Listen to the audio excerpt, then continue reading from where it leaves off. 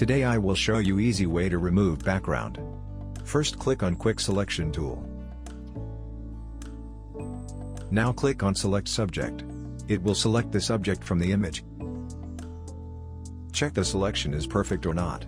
If it's not, select the parts manually which are not selected.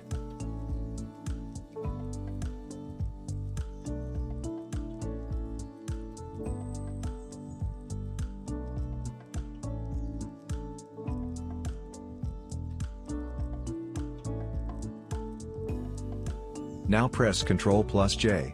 It will remove the subject from its background. Then create a new layer. Select the new layer, and apply solid color.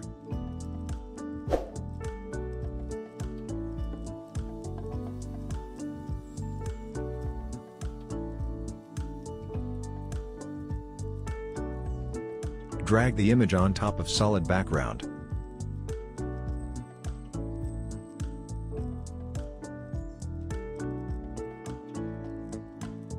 Go to FX and select Drop Shadow. Now fix the shadow however you like.